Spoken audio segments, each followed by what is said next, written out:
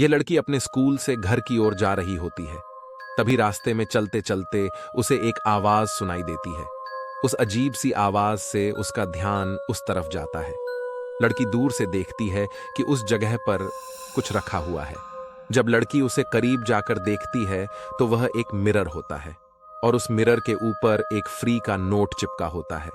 Mirror की condition वाकई में बहुत अच्छी होती है, जिसके कारण लड़की उसे उठाकर ले आती है।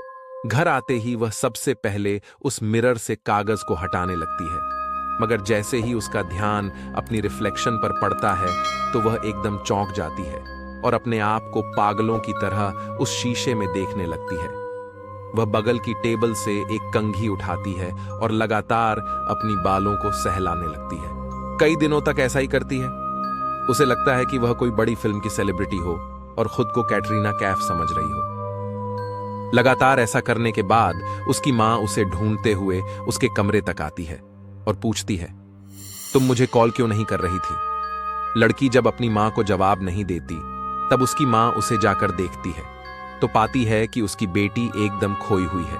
मगर जैसे ही उसकी समझ में आता है यह सब उस श्रापित मिरर के कारण हो रहा है, वह उस पर एक कपड़ा डाल देती है। अब उसकी बेटी होश में आ जाती है और पूछती है, मॉम, ये सब क्या हो रहा है? आप यहां पर क्या कर रहे हो?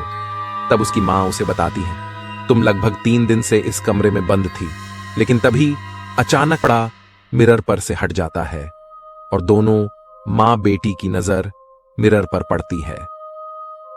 और कुछ दिनों के बाद का समय दिखाया जाता है जहां उनकी हालत ऐसी हो जाती है जिसे किसी ने सोचा ना होगा।